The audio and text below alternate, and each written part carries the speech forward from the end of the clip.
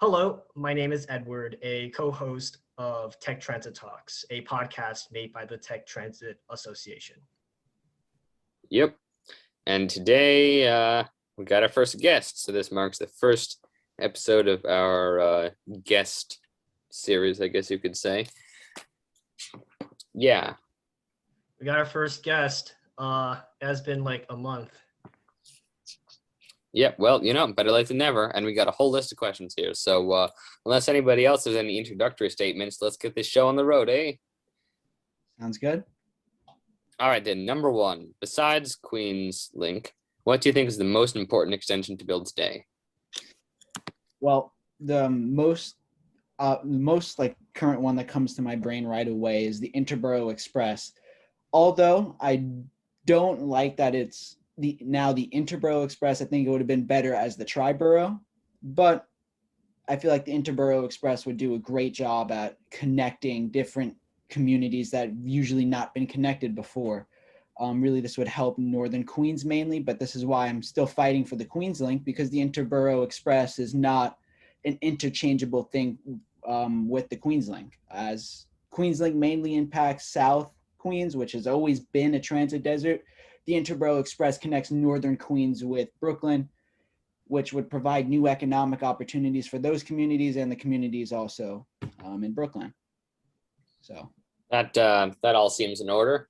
Does that mean you would rank that more important than the Second Avenue subway? Because that seems to be the implication here. No, I would not. But I'm just first one that came to my head that would impact me the most would be the Interborough. But understandable. Second Avenue, I would rank way more important than that. But it was just Interborough came right to my head. I get that. Yeah. All right, fair enough. Question number 2: what inspired you to be on the QueensLink? Well, first, I always knew about the Rockaway Beach branch and how it was abandoned, and my commute to school would be easier if it was reactivated. But the way I first found out about it was our executive director, Rick Horan, reached out to me.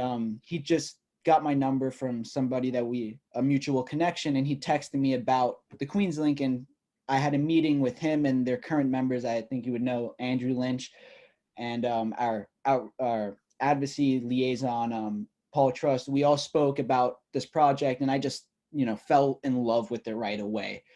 Just like the images, the maps, everything just drew me right in. And what got me to join was the idea that Southern Queens wouldn't be a transit desert anymore, and that these communities that have faced like so much transit inequity, can finally get their fair share from the city and the state. And our recent push led to us getting a letter for support of an EIS from 17 elected officials and community boards, which was a big step in the right direction for us. Nicely done. Also, I gotta say, I see what you did there. Fair share, fair, very funny. Okay. I just want to add something. The reason how I got into the QueensLink and how I became probably the most anti-Queensway, pro-QueensLink person you'll probably ever find is just following the debates. When I was like cooped in my own home during the pandemic, it was like 2020, and then I saw a old post by Andrew saying how much he was also following debates, but that was like back in 2016. He was saying, why don't we just combine these two forces because it will give what the park advocates want and what the rail advocates want. And I was like, yeah, why don't we just do that? And then that's how I got into the QueensLink. And now, in my opinion, any person who kind of like wants to like advocates for parks, I'm just sitting there just screaming at the computer screen, hey, there's this thing called the QueensLink, and not only do you get your little park that you fervently wish for, you'll also get a train line that pretty much a lot of people in Queens, around 200,000 people, will benefit from, even though they don't use that line because of the G train, Return to the G, which we'll get into which we'll get to further. Let me just, I'll add on to that.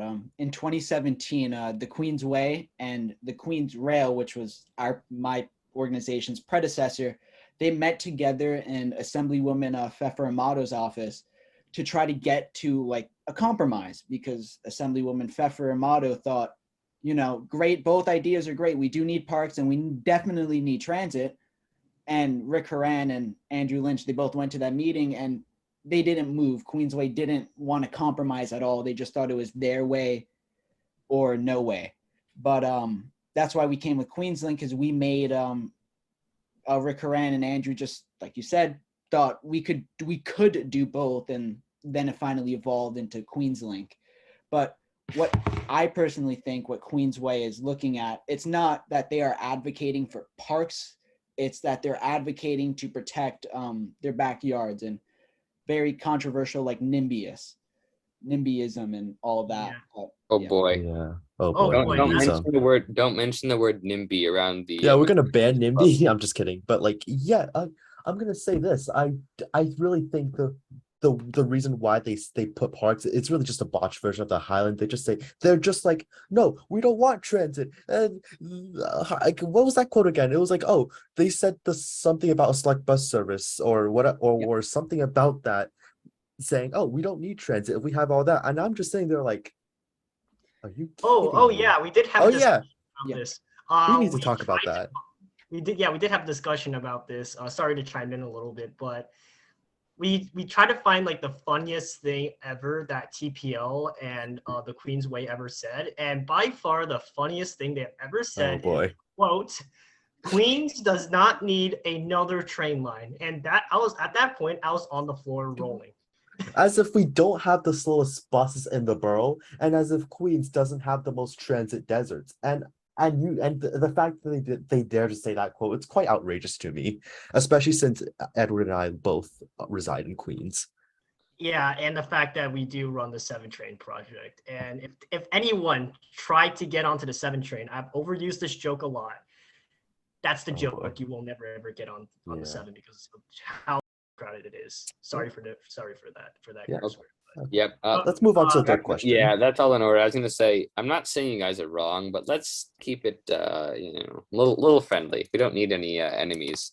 All right, next question. Edward, go for it. All right. What inspired you to be in the subway? It's just a general question. Well, when I started high school, I started taking public transit like more often. Before, I would only take the buses like to Kings Plaza, the Q35, and Q22 to get throughout the peninsula. But I started taking the subway, and I realized how much like these projects can actually impact us. And sooner, like as school went on, I just learned to like love that sound of the train like stopping at the station. Like that sound just sounds great in my head. Musical sort of chime. That I just loved it. And then QueensLink happened and I got even more and more involved. So it just springboarded from there. Well, yeah, that makes sense. Yeah. Yeah, that makes sense. For me, it's just, going on the subway when I'm bored or tired and just sitting on there for a couple of hours. And over time, I was like, what's the story behind this very small piece of track that the train is currently running on? Or what's the story behind this station? And, I started going online, and it's pretty interesting how, and, it got me fascinated about the subway. So I'll just leave it there. Same right. here. Yeah. Yeah. All right. Our next question is your job on the QueensLink is outreach coordinator, and what does that mean, or what does that? Yeah. So when I joined, it was literally a year ago, almost year to the day. My job originally, so we came to the idea that I'd help with outreach because I had quite a few contacts and knew how to get answers from elected officials. So that's how I started. We started meeting with some elected officials in the beginning of our original outreach push. And all these elected officials were saying the same thing, that we need to talk to community members before we go to them and ask for support. So then my job shifted from these elected officials to actually just meeting with the everyday people of the community, civic leaders, all the civic associations, which were interesting. But eventually we got this consensus that the idea that transit is necessary and it would better impact like these bids that they have, like the Woodhaven bid, and all these civics said the same thing, that it'll help their residents. Meanwhile, you also have parks for family space and recreational use. So to them, it was win-win. And then I was able to go do outreach to these elected officials and get their support. And recently when we got, and it was a lot of pushing to get the support to sign on to our EIS letter, so much pushing in there because there's so much political lobbying in the background that I don't have any control over. I'm just a high school student. You have the TPL having their lobbyists actually in Albany. Meanwhile, we're just like a scrap bunch trying to run our lobbying campaign through emails and phone calls and texts, while they can actually go walk wherever they want in the state capitol or city hall and talk to the lawmakers. So, and eventually it worked. And we got enough supporters to release that letter. So, outreach. I love it. Queens, I'm just gonna do a little bashing here, but Queensway, Queensway, obviously they have more questions. They have, the RPA, which is just comes as a big shock to me. They have a TPL, and they also had Andrew Yang when he tried to run for mayor, and they also had Catherine Garcia when she also tried to run for mayor. And they also had the support, I believe, of Andrew Cuomo, who was the governor at the time before he resigned, I think. And yet you guys were able to pull what the Queensway dreamed of trying to do, which was to get a bunch of these elected officials on board and try to push the MTA to do something. And we even got, well, sorry, I was just going to quickly say, we even got some former Queensway supporters, like Assembly Member Andrew Hevesy. He was a big Queensway supporter, and he flip-flopped because he saw the common sense. I mean, he loves the parks idea, but then combine that with transit, it just helps his district immensely. Exactly, yeah. Yeah. Proper David and Goliath you guys got going there, or rather, should I say, Jonathan and Goliath. And hats off to you that you managed to get this far. I mean, it wasn't just me. You had, we brought on 2 or 3 new team members that were very helpful getting this letter out. Mike Scalo, who's our legal advisor, he's ran multiple campaigns for city council, but through all of his political work, he's got so many contacts in so many different offices. Paul Trust also helping me with email barrages of elected officials and their staff. And we brought on Miriam Benzman, who's a political organizer who helps canvassing and all that. So she knew how to reach these people on the ground. So all that, put all our teamwork together, we got the answers we needed to continue. Yeah, and ultimately this speaks volumes about where grassroots movements can just go. Like, obviously we mentioned this, the Queensway has a lot of supporters, including political figures, but honestly when you begin a grassroots movement like this, it really does represent what the people do want. Like, if you're saying Queens doesn't want a new railway, that's going to piss off like a good chunk of Queens residents, even if some of them are NIMBYs. I think all of us can. I think many. If you ask any Rockaways resident if how their commute is by the subway, it's I don't think I have to explain any further. So I really do commend what you guys have done so far, and there's other grassroots movements for better transit just like this one, and I hope to see something massive come out of this in the near future. Yeah, definitely. Totally. I am never more optimistic about the QueensLink future. Yeah. I could definitely say in my lifetime, I can finally be able to take the M train down to the Rockaways. The Rockaways. Yeah. And I don't have to rely on the Q53. Oh yeah, definitely. Yeah. I hope that's that future is nearer than further away, but We'll get there. We'll get there. We'll get there. Nicely done, you guys. All right. Next question up is well, sort of already got answered. It was, how is progress proceeding? But Yeah, I mean, I'll quickly touch on it if you want. Sure, just a short recap. Yeah, that letter. So the letter was strictly supporting an environmental impact statement for the QueensLink. So for organizations like Community Board 6, their support wasn't for the project, it was for an EIS. So that's how we got so many elected officials, because they thought, well, this is a great idea and it's worth studying further. So we get that step. Hypothetically, if the MTA, we get the MTA to fund an EIS, that's the next step to design. That's when we can do even more community outreach to get their input. Maybe this part of the line doesn't want this type of park. Maybe instead of a park, they want a bike lane or something like that. And that's where we'll do that design, which is very important. Like, so there's so much details. It might not even be the M train that goes to the Rockaways. Maybe the EIS finds that maybe bringing the G down to the Rockaways will be most useful or most impactful economically and all that. Like, The old IND way. Yeah. Well, there's so many different there's like so many different ideas that can work out. Like, a lot of people like to get the fine details before we have all this information, which sometimes prevents like some progress. I don't know, this person on Twitter I was getting into an argument with was so worried about the fine detail about where the G train stops or something. I'm like, you're forgetting the main point, that we need to study this first before we can make these fine detailed decisions. I can't tell you how many benches or how many lights are going to be along the park until we get the study. So you support the study, then we can tell you all these little details that you want. So Immensely logical. Well, good luck with that. Yeah, I wish you best of luck, and I will definitely try to get more involved with your project in the future. But regarding your project, that will bring us to the next question.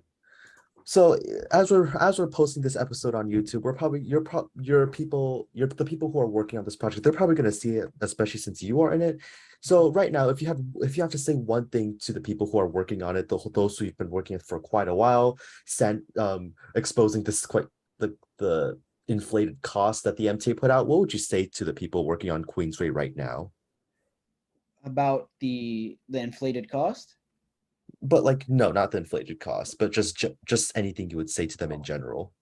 I mean, there's always room to work together. I mean, inevitably, there's going to be a point at which which project gets the green light first, or whether the some things I might not be able to say yet, but whether the Queensway gets green light funding from wherever to make a little part of their park, or whether we get funding for an EIS first, it doesn't really matter, because in the end, you're still going to have people that are against transit or against reactivating the Rockaway Beach branch. And then you're going to have a bunch of people that are also against reactivating the parks.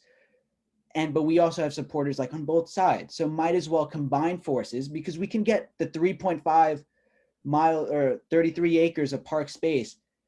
And it's like very important just to work together. And there's always compromise, like in everything. So, I mean, I'm putting the olive branch out there, and we've always been putting the olive branch out there. It's always better to work together. Definitely. And I do agree with what you said about people are always going to disagree with one thing or another. I've personally seen it happen in terms of like the 7 train extension that we've been doing for quite a while. Some people definitely did bring up arguments like, oh, this bringing the 7 to Eastern Queens is going to bring more crime, and I'm like, well, not necessarily.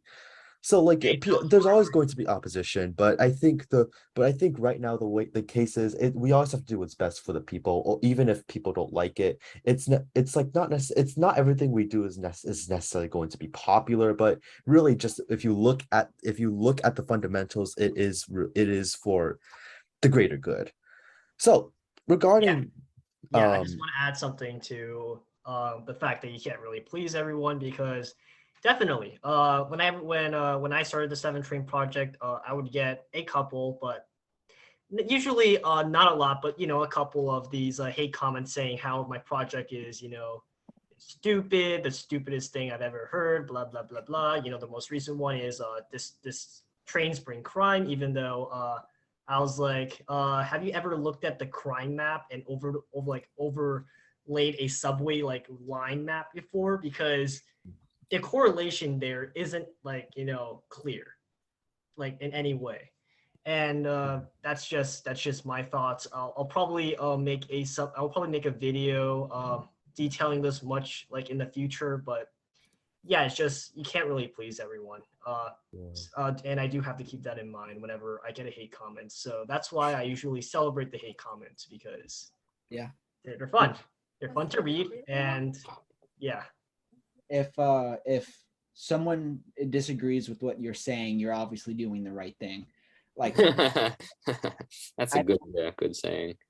I love when people the hate comments. I was called a socialist, communist. I mean, I'm far from those things, but it was just funny to see like people. Oh, you're not 16 years old. There's no way you're like an adult in a basement in your mother's basement doing this stupid thing. And I'm like, okay, good for you, says the actual 30-year-old in your mom's basement. I am. But those hate comments always make me go further, you know? Use them as motivation. Yeah. No, I mean, I use those hate comments to see like what's going wrong. Like, I try my best, try to be a bit respectful, try to see what's going wrong. But like some of them are just bonkers, and I'll just leave it there. There's actually one time a hate comment I was able to turn from a anti-everything, anti-Queensway, anti-QueensLink to a pro-QueensLink supporter. I was like, he emailed me on my QueensLink email, and I was talking to him for a little bit. I'm like, if you want to have a meeting, me or the team as a whole, and we can just go through this project with you. And he said, sure. I met with him one-on-one, and we had this conversation. I gave him a brief presentation, and he was like, oh, wow, this is actually a good idea. And I'm like, I mean, I guess it pays off to actually go through materials. If you actually went to our website, you would have found everything I presented. But anyway, thanks for yeah, well, nicely done once again. Yeah. Diplomacy works. Usually it works. Sometimes there's obviously those people who can't, but you always it have to try. works. You always have to try. Yeah. You always have to try. Yeah. Okay. I suppose we have time for the next question, right? So obviously when you want to do something at the QueensLink, you have to reach out to the MTA, present findings and figures and all that. So how has progress been in regards to like, and I know we touched on this quite a bit, but like overall, how has progress been with like communicating with the MTA board, if any at all, about with regards to the QueensLink project? We actually have a meeting coming up with the MTA. I believe it's this Thursday. The main thing, like with the MTA, it's always hard to get them in to sit down in a meeting because they're just adamantly against it. And it's not even like they're against it. It's that's not their focus right now. The governor has their focus on the interborough, so they don't care about anything else that's happening. What they did was they tried to like shove us in a little box by putting us on the 20-year assessment. Great. That's all amazing. But honestly, that's not going to go anywhere. You're just putting us that we might be assessed in the next 20 years. That does nothing for us right now. But in the past, we've met like on phone calls, conference calls with a few MTA officials here and there, but it's always that same cold response that we get. We have to assess it later, but we're hoping this meeting that's coming up, we were able to get some answers and get some headway, as we're going to bring on some elected officials from the state level that we now have as supporters to push the MTA on like that same idea. Bravo. Yeah. I mean, they can't ignore you if you're shouting at them in the face in person, right? Nope, you cannot. All I'm going to say is good luck. Make sure you Best of luck. Yeah, best of luck. Make sure to change some minds at the NTA. Just you guys, you all have our full support. Pressure is key in this scenario. Even if I mean we could change some minds at the MTA, but for them to actually get to doing something, it's always going to need to get either the mayor's support that he can actually, like, it was, I believe it was Bloomberg that pushed for what is the, I forgot, pushed the MTA. Yeah, the 7 extension, but like to the west side. Yeah, The other 7 extension. West Side Stadium never went through. No, but it was still impressive enough that a mayor that was able to actually bully the MTA into doing something. So maybe Mayor Adams can do that for the QueensLink. Governor Hochul can obviously throw her support, and immediately the MTA can shift their attention to building new lines in Queens, which would be, happened. Yeah. Oh boy. We're already compiling a list of all the different Queens lines we'd like to build. Oh yeah, Compiling the list of all the ways to bully the MTA. Yep. No, not there yet, but lots of stuff to build. Yeah. Yeah. I Alright. suppose I should ask the bonus question, or would anyone else want to have the privilege of asking it? Sure. I'll ask it. Go because- for it. It's you should probably do Because- it. No, because Gabriel, who's the other co-president who can't be here, unfortunately, I think he said it to me first. I'm not sure, but yeah, I guess I could say it. But like, what is your thought on the slogan "No way with Queensway"? And that slogan came from Gabriel, which is the co-president who can't be here today. And yeah. I believe it was No Way with the Queensway. There was an organization in like the 2012s. I think it was a bunch of NIMBYs, same idea. No Way. I think it was also along the same lines. I think it was No Way Queensway, and they actually were able to. If you look at community board votes during that time period, they were able to lobby their own community board members to get almost unanimous votes against the Queensway, which was honestly impressive. But I feel like I have no problem with the parks project. No problem at all. Parks are great. But the idea that the Queensway is actively pushing against us. So I agree with that. No way, Queensway. Yeah. Fair enough. No way. Yeah. Well, no, it's like it's similar to Queensway can- text. I was going to say Queensway can happen as long as QueensLink happens with it. You get the Yeah. rail. Yeah, that's That's what the whole Queens point. is at its core, I believe.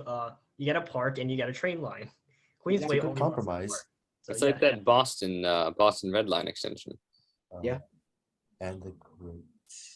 All right then. I think we have one or two bonus questions we've been compiling as the episode has been actually as we've been recording this. We've been compiling challenge questions. So Not necessarily a challenge, but just well, general questions about logistics. that's the heading we have is challenge. So you can leave that off, Justin. Yep. So I'll start off. Obviously the way you guys set up the Queensway, it's going to send people down to the Queens Boulevard line, if I recall correctly. Is that correct?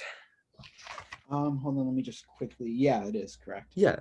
So that's good. We are sending people up to Northern Queens and with the corridor to Manhattan. But do you guys have a plan to say handle potential overcrowding that would bring to the Queens Boulevard line? As you know, the line is pretty crowded in itself, especially in the rush in the AM PM rush. Obviously, maybe not at the scale of the 7 Express, but how would you handle overcrowding if you were faced with it when Queensway opens or during any assessment? That is an issue. Or that was a question that has been raised by other people in the past, and we've confronted it the same way. One, we don't believe at this current moment that from our studies and how the commuter flow is going, that there will be that major of overcrowding. But say there is, again, next step, EIS. So like a lot of the challenge questions about logistics, EIS, and then we have an answer. But from our current plan, we could potentially see that overcrowding, but we don't believe that would be a major impact of I expanding. feel like it would probably be a problem at first, but then gradually as Yeah. commuter patterns shift and then conductors and train operators they gradually figure it out. It would probably get resolved, but it would probably resolve itself within the first few months of operation. That is how we feel. That Yeah. as soon as people get the feel for the new line, then they'll be able to adjust their commuting plans as such. So eventually we feel there could be at the beginning or like in general there might be an overcrowding problem, but in the eventual end people are going to adjust their commuting patterns and how they commute to work or school or whatever, and eventually the overcrowding would just subside. Fair enough. All right, next quote unquote challenge question is very broad, but it's just your report indicates that the MTA sandbag price estimates on the original study of the Rockaway project. Would you like to speak to why you think that happened and or voice any other related thoughts about the sandbagging? Yes, I love this question. The MTA, so way back when in 2012, the assembly member for Rockaway at the time was Assembly Member Philip Goldfeder, and he was a very, very strong advocate for the reactivation. And he was able to push the MTAs enough to fund a feasibility study. And in this feasibility study, they just wanted to please him enough so that they just so that way he leaves them alone. So what they did was, in their cost, they had so much soft cost, and this is what the soft cost is, what they expect for overruns or inflation, quote unquote. They have inflation measures. Wow, that came out weirdly prescient, didn't it? Yeah. Mhm. So they had inflation, so like contingency plans, all this stuff that really doesn't get added into the original cost for so many other projects, including Interborough. Funny enough, Interborough's feasibility study did not have a cost estimate because the MTA field felt that it wasn't necessary to show the cost estimate. But meanwhile, That's worrying. I feel like it's probably going to be just as inflated as what they did with the QueensLink. yeah, Oh my I god. think it might be even more inflated. But if they didn't release the cost, there must have been like an obscene number that might make people question whether it's worth it or not. So, Yeah, that's not a good sign at all. Yeah. Yeah, I Good mean, sign. yeah. That's why I say that the city should take up the responsibility of paying for the new lines, because you're just asking for the MTA just to, like, sandbag the costs if you're gonna do that, because Mhm. you have to repeat it like over and over again to everyone. The MTA is not in a state to expand your system because they are currently in like 20 something billion dollar debt, and any like expansion will just goes directly to your debt pile, which they have been paying off since like 1968. So currently, this year they're operating on I think it's a $2 billion deficit just for this fiscal year alone. In total, I think it's around $20 billion in debt. But I just can't wait for the future to see what either Jano Lieber does to try to lower that deficit, or I want to see whether the state's going to bail them out, the federal government's going to bail them out, because eventually they're going to go bankrupt. And what's going to happen? No more subways. Yeah, that would kind of kill the No entire more city. QueensLink. No more QueensLink, no more Yeah. commuting, no more public transportation in No more New York City. America's largest city. So I was gonna say that would kill the city. Either that or turn it into LA, at which point it would already be dead. So yeah, I Oh, do boy. have to mention we're probably going to have like a repeat of like the 2008 to 2010 budget cuts, but on like a much worse scale. yeah, And yeah. that brings up a whole other question, which is the MTA's formation. Do you think that the MTA in its current state should exist, or do you think that it should be swapped around a little bit? Like, how the subways, the original transit authority was a city agency, and then the MTA is a state agency and all that. Do you have any thoughts on that? I feel currently in its current state, the MTA needs major reform. I would like to know, QueensLink actually foiled the MTA for information about the feasibility study and all that, but I would just like to find out what the MTA's internals look like and how they are operating, because there's no way they are operating efficiently with the amount of money the state and federal government and city government is just pumping into it. There's just no way it's being efficiently spent. And one thing I think that a major reform, actually use the MTA fares to fund the MTA. I mean, it sounds very basic, but I was like flabbergasted to find out that, I think it was like 2001 2001, it was Governor Pataki and Mayor Giuliani said, why don't we use the MTA fares to fund any other thing, to, because they wanted to cut taxes. So they cut taxes, then they had a budget deficit, and to fill that gap, they used the MTA fares. So might as well use the MTA fares to actually. Oh yeah, I remembered something. This was like in New York Times, like in 2018, where where it didn't really stop with Pataki, it just went on. Because Cuomo used the MTA to bail out a bunch of upstate ski resorts. Exactly, that's what he did. Yeah. And it kept going and still going on to this day. I don't know what the MTA fares were used for this budget season, but I'm going to guarantee it wasn't for the MTA. Definitely. And the Black Horse Cavalry ride again. Corruption in the city is never it's never done. Last time we tried to quote unquote reform the board, we lost Andy Byford. That's just great. I don't really think that was a good reform at all. taking a power away from Byford, I think that was a very Per- questionable decision. When they brought in Jano Lieber, I had a little bit of hope because he has experience like saving transportation and like public transportation agencies from dying essentially. And I think if he actually, I hope he succeeds dealing with the MTA, but if he does succeed, I can maybe see him as a transportation secretary Yeah, somewhere in the future. But I hope he succeeds with whatever he's doing because he really the MTA really needs like an overhaul. Oh yeah, definitely. Yeah, I think that's fair. And an overhaul that doesn't push people like Andy Byford away. I'm Yeah. probably gonna keep mentioning that, but I think the point is clear. Yeah. I gotta say, I just finished reading The Power Broker, and the amount of times that the corruption happens in that book is like not that different from the amount we're looking at right now, which is kind of scary because people like to talk, as if we're so much better than we were in the past, and we keep making improvements, but not really, not really.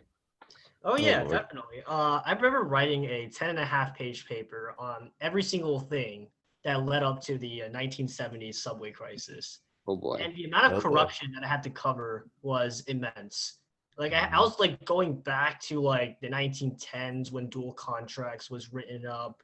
I was going back to the 20s when Highland was in power, and when Jimmy Walker was also in power, and even with like LaGuardia and how he and FDR, and of course like Moses and like every single mayor that bowed down to Moses. So Yeah, what's that? O'Dwyer, Impellitteri, and Wagner, right? Also Wagner too. Wagner definitely. Yeah. And then, thankfully, we had Jane Jacobs, which basically shut down Moses's Lomax proposal. So, applause. And we had we had those newspaper reporters that wrote all the Title I exposés. But anyway, next up. Yeah. Next So up. yeah. So you do mention on the website. I do see like elevated lines as part of the QueensLink, and as much as I love elevated lines, I like them. They're awesome. They're Some great. people might complain about the noise. So what would you say to them? Well, the new technology, like it's absolutely amazing. If you ever listen, I know it's under an express, under the Belt Parkway and Van Wyck, but the JFK Air Train, absolutely silent. You don't hear that train, and that's the same technology we want to use for the QueensLink. And there's so much different technology that is out there that can be used. So there was an example we have, I think it was the University of Chicago. Next to this library, they had a tube. So it was an above ground train inside of a tube, and it was quiet enough to put it next to a library. So why don't we bring that to Queens? And also, also the other thing is, we could hypothetically dig tunnels, but again, that's going to raise the price. So the EIS would figure out where we could tunnel and where we would have to elevate. But personally, I think the elevated line would be best. It would be silent enough, and I think it would make the best park space, because if you see what they did in Miami, and one of my favorite meetings we were in, I keep rambling on and on, but more great ideas keep popping in my head. But a meeting we had with Borough President Donovan Richards, he brought up to the Queensway, it was us, Queensway, and the Borough President, and Donovan went on and he went on his own ramble about bringing all this technology to Queens. He said he went on a trip to like Shanghai and Singapore and all these Asian countries, and they have such amazing transportation infrastructure. They have elevated lines, parks, bike lanes, all this amazing stuff. And he said, why can't we have that in Queens? We're the New York City's largest borough. We're the best place to have it, the most diverse population. Why don't we bring this here? And it is pretty shameful. Yeah, and they stood there stunned and didn't respond to it. So. Yeah, I do have to. Yeah. I should clarify, I am a Brooklyn nationalist, but anyway, continue. Oh Lord, Brooklyn. Yeah. Brooklyn. Brooklyn. We do go to school in Brooklyn though, so we can't. Like, But okay, that is true. You have a I mean, good point. And one borough, and then it can go to the next borough and then the next borough. So it could travel. Yeah. around. I mean, Definitely. that's yeah. You pretty much was gonna say what I was gonna say about how, like, you know, the elevators are much quieter Yeah. because like a lot of like the extension projects that we do, like 7th train project obviously is going to require elevated viaducts just to reduce the cost. And I did mention that in one video, and then a comment that I heard was how they love the project and all, but they're like, you know, but they're like worried about the noise that trains might go by. And I'm just sitting there being like, we're Well, not using the yeah. elevator technology from like the early 1900s. We're I using got it. People. I I feel feel like people. we're using what the JFK air train uses. Yeah, I feel like people wait to, especially in New York City, those who oppose such transit projects, they often associate elevator viaducts with the ones that we already have, which obviously they don't represent such progress that we've made. So I think if we push the idea, if we push the notion that we can have quiet elevator viaducts, we can use the JFK air train as anecdotal evidence, that could push a lot of things forward while being cost effective. We again, like Jonathan, you've mentioned this. It's seen in Beijing and other Asian countries and cities. So we can have it in New York City. We just haven't had a proper project in quite a while. So yeah, yeah, Yeah, and pretty much. I gotta say though, as much as I love and am totally in favor of the nearly silent viaducts, they do look worse, I gotta admit. oh my God. yeah, yeah. You know what? Let's ask Jonathan. What do you think about the new viaduct's appearance? Does it look worse or better? It's okay. I mean, I could swallow it, but imagine we have street artists paint and make community murals on the Oh. viaduct stems, all these different ideas that just can make it look more pretty, make it look more appealing. Um, what's stopping us from using like the viaduct as like a, you can use that area around it and makes like more park space, which is essentially the Yeah. compromise. We have community Exactly. gardens, Exactly. parks, just makes it more beautiful. Well, Reminds me of the 191st Street beautification project they had a while ago. I remember they brought up the fact that they didn't want people necessarily using graffiti to paint the tunnel, so instead that they got actual street artists, which is pretty cool. But nowadays I do see quite a bit of graffiti, unendorsed graffiti that was originally not supposed to be part of it. But yeah. I know in Forest Hills itself, they do one thing I love about the neighborhood. On like every maybe 5 or so blocks, they do have a community garden, and underneath the current the abandoned LIRR line that's there from the Rockaway Beach branch, like those the bridges they have underneath, they have community murals, and there's one that I remember, and it's just like it's all of Queens. So you have the Forest Hill section, and that's painted as like major landmarks in Queens, and just looks so pretty. And I mean, you could always just do that on the viaduct. I mean, it's always there. So Nice. fair enough. Yeah. Fair enough. That all seems pretty much in order, and we're just about out of questions. Is there anything else anybody would like to say? Mm. I don't really have anything to Well, say. no way with the Queensway, and tech transit slogan for the record, if I haven't said it, is going your way, never the highway. So I hope we can that's reflect that in good. the future. Didn't tell me that, but yeah, we're gonna have to Yeah. start utilizing that. Yeah, it's on our Instagram bio, so you know. I don't have Instagram. Yeah, I Mhm. manage some of it. But Yeah. one thing I will add before we end it or whatever. One thing that I've learned while being a part of the QueensLink, and I've done an internship, a political internship with an assembly member this summer. Oh yeah, I saw a thing about that just ending. Congrats on that, by the way. Oh yeah, yeah, congrats. Oh yeah, congrats. Yeah. I believe it's the same assemblywoman who's Assemblywoman one of the most vocal supporters. Yeah, you mentioned her earlier, right? yeah. Yeah.